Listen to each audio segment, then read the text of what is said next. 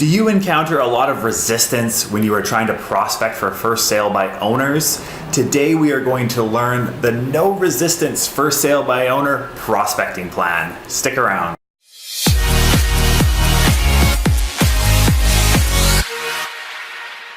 Hello and welcome back. My name is Michael Montgomery with Rev Real Estate School. Today we are talking about for sale by owner, zero resistance prospecting plans. Now here's the thing. This might sound like it's not even possible. If you've ever prospected for first sale by owners, you know that there's a lot of resistance there. They've made the decision to try and sell on their own because they want to save the commission. And there is nothing wrong with that. There should definitely be options out there for consumers to sell on their own or sell with a discount brokerage or sell with a luxury brokerage where they may spend more, whatever that might be. There should be options out there for consumers. So you have to respect that decision. And what's wrong with a lot of the thought process around first sale by owners in this day and age is it usually comes down to trying to convince them. So what do I mean by this? Trying to convince them that it makes more sense to list with an agent or list with you as an agent. So you're trying to change their mindset and convince them that what they're doing is not necessarily right. And this, in this day and age, I find does not work as well. We need to come from more of a warm place and help them through the process. And then if they do choose to list with an agent, you are number one on the list. So we have 5 quick steps that you can use in order to lower the resistance of first sale by owners. Number 1, the first thing you need to do, of course, get them on the phone or email and start to book a face-to-face meeting. You need to be face-to-face with them. This is where rapport is built. This is where you can really get to know them. And just doing this over the phone, there's a ton of resistance, or over email, it even works less. So you need to get face-to-face with them. Oftentimes, they're going to ask you, they're going to say, well, do you have a buyer for my property? And you don't want to go and say, yeah, I have a whole bunch of buyers lined up 100% for your property. If that's not true, if you do, great. But if not, then you need to make sure that you're coming at this with an honest approach. So typically what I say, you know what, I have a number of buyers looking in the area, or I have a number of buyers looking in the market. I just want to come by and have a quick look at your place. It's my job to definitely know the inventory inside and out. So I want to have a quick 5-minute look and then I'll shoot it off to my buyers. And it's pretty tough for a first sale by owner to say no to that. And if they do, no problem, no pressure whatsoever. You can just let it go. If they do say yes, awesome. Book in a quick meeting, and this is just a 5-minute in-person look around. Step number 2, your appointment has arrived. You don't need to bring too much for this. A lot of times people will want to bring listing materials and commission information and reasons why they should work with you. Don't bring any of that. It's not required at this stage. You can have it in your bag just in case, but this is not the intention. The intention is truly to 100% have a look around. If anything, just have a notebook so you can take some notes. Ask the seller to show you around, pointing out some features that they really like about their home or any changes they may have made. People are very, very tied to their property and they're proud of what they've done.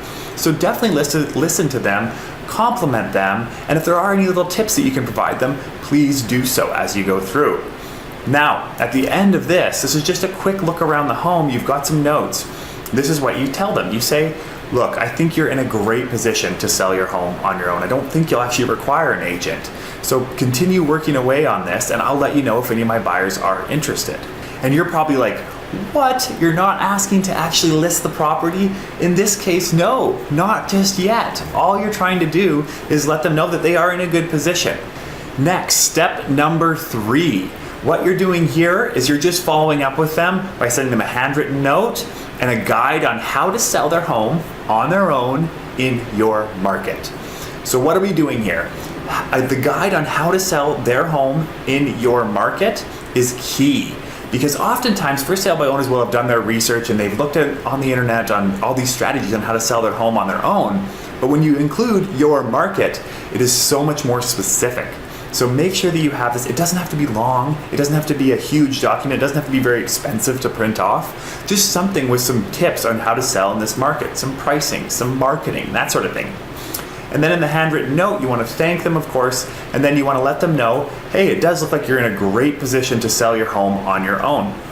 If you are ever looking to chat with a real estate agent, I'm more than happy to do so, but I think you're going to be okay on your own. That's it. How powerful is that? So again, you've lowered the resistance because you've let them know that they're in a good position to sell on their own. And now they know that you are just truly coming from this place of value, and that's what you want to do.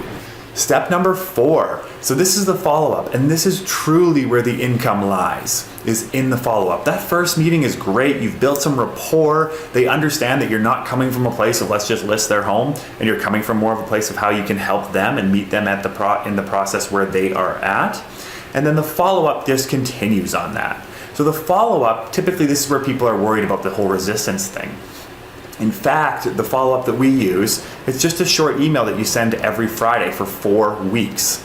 And it's a very short personalized email that you just send and say, this is what's happening in your current market. So some sales, some new listings, some price reductions, and then follow it up at the end of the email just by saying no need to respond, just want to make sure you have all the information you need to sell. So 2 things are happening here. Number 1, you're providing them with good quality information that they will need to help sell their home. And it will help them sell their home on their own, but it will also just be providing them with a level of value. The second thing you're doing is you're putting no need to respond. Very powerful line in real estate. You can use this on so many different levels. But what you're doing is when you're doing something like this, you're lowering the resistance 1 step further. You do this for 4 weeks, you may not get 1 response, but you can bet that they are reading the emails.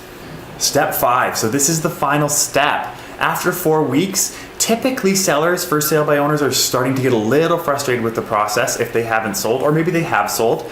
But what you're doing on step 5 is if they haven't sold, is you are asking them if they'd like an updated CMA or a market report. And what you're doing is you're just putting together a quick CMA for them, and you're asking if you can come on over and you'll just present them with what's happening in the marketplace over the last month or so. And you can also bring some information on listing to this meeting, but what I recommend is sitting down and having the CMA with them and going through it from more of a consultation front versus a this is what you need to be listed at. You're just providing them with that information. And then you also want to have some tips. So you could say, you know what, when we list properties, we typically do X. And so what you're doing here is you're just putting it, you're kind of planting the seed that when you do list properties, you do a few of these other things. But you're not outright saying, are you ready to list with me? Is it time for you to come on the market with a real estate agent? You're not doing that. You're lowering the guard even further. At the end of this meeting, if they're frustrated, they might want to come on and list with you right away. If not, no problem. Then you continue to send them the emails, but you just do it on an automated form. So from your MLS, you're sending automated emails out to them every Friday. Continue to nurture them, continue to provide them with the information that they're really enjoying, but you're not necessarily spending as much time because you're out there prospecting for more, but you're still nurturing the lead. But typically after 4, maybe even 5, 6 weeks, they're starting to get a little frustrated with the process. And if you're the one that have provided all of this value, then chances are you are in a good position to become that listing agent. This is the Zero Resistance for Sale by Owner plan. Thank you very much for watching this video. We will see you in the next lesson.